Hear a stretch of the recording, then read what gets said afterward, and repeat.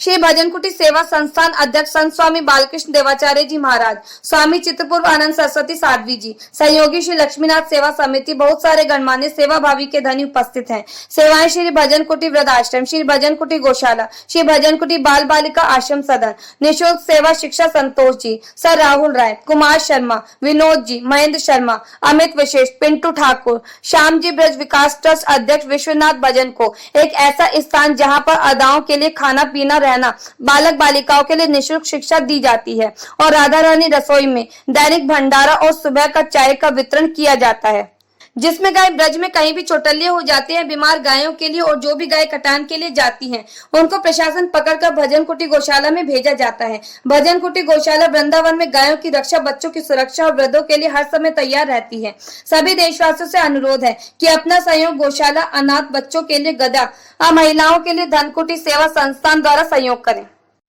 गुरुजी, जैसे आप गौशाला चला रहे हैं और दैनिक जो भंडारा भी होता है और शिक्षा भी आप निःशुल्क दे रहे हैं, आप उसके बारे में। ये अच्छी बात है।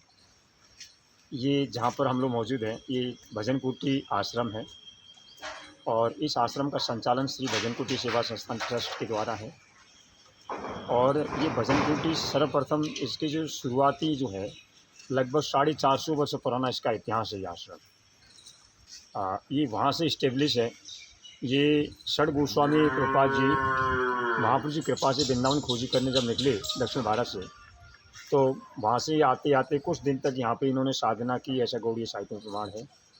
और साधना करने पर चामुंडा मैया ने प्रत्यक्ष प्रकट होकर उनको इशारा किया कि उत्तर दिशा यहाँ से यमुना जी ने श्री राम वृंदावन को गोदी में ले रखा, यही वृंदावन है।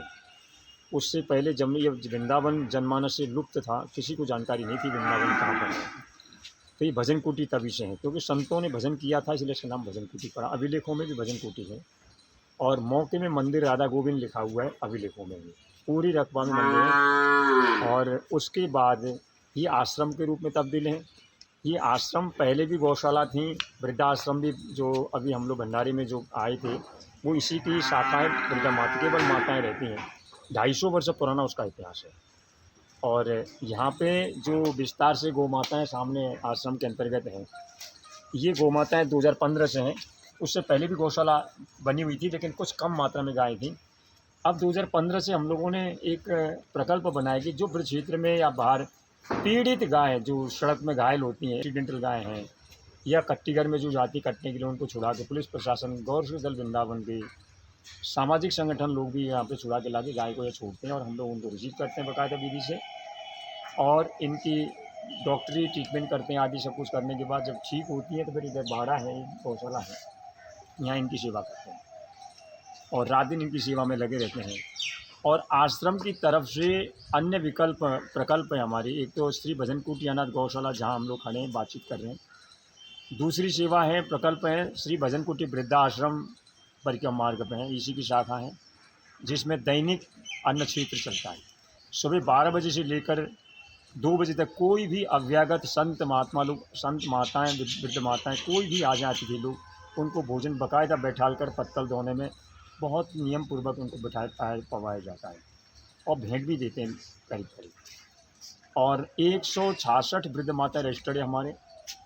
आदि माताएं व्यवस्था भीतर है निर्माण होने के कारण, और निर्माण न होने के कारण आदि माताएं बाहर इधर उधर हैं, लेकिन उनके खाना पान, जो दवाई पानी, भोजन आदि इत्यादि वस्त्र सब हमारे भजन कुटी से है। एक टाइम उनको भोजन बना के देते हैं और एक टाइम सूखा दाल चावल जो भी सामग्री उनको चाहिए वो देते हैं।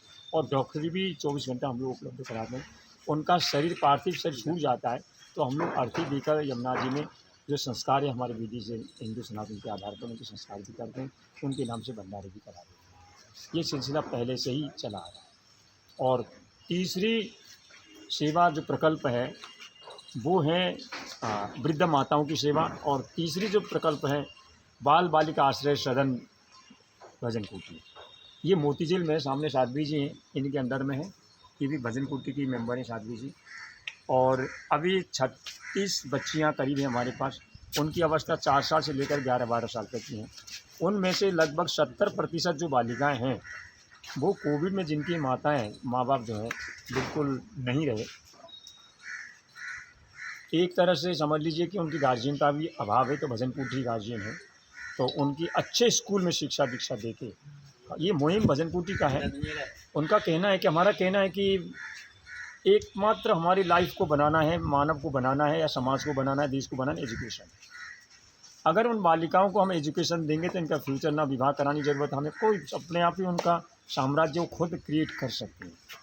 तो ये मुहिम है कि इनको एजुकेशन, कोई डॉक्टरी बनना चाहती हैं उनमें से, कोई IPS अधिकारी, कुछ पुलिस विभाग, कोई कुछ बिजनेस, तो उनकी सोच है, उसी सोच के आधार पर हम शिक्षा प्रणाली आगे बढ़ते हैं। तो इसी जनवरी से हमने शुरुआत की है। पहले भी कुछ बच्चियाँ थी हमारे पास, वो अच्छी पढ़ रही थी, लेकिन अब की बार हमने मात्रा ज़्यादा बढ़ाई है। हमारे कॉन्टेक्ट में जो बच्ची ऑल इंडिया से अभी लगभग 300 है, लेकिन स्थान अभी निर्माण न होने के कारण उनको हमने रिसीव नहीं किया। और जब यहाँ स्थान बनेगा, आगे हम सक्षम होंगे तो उन बच्चियों को भी लेंगे और हमेशा इसी वृद्धि होती रहेगी।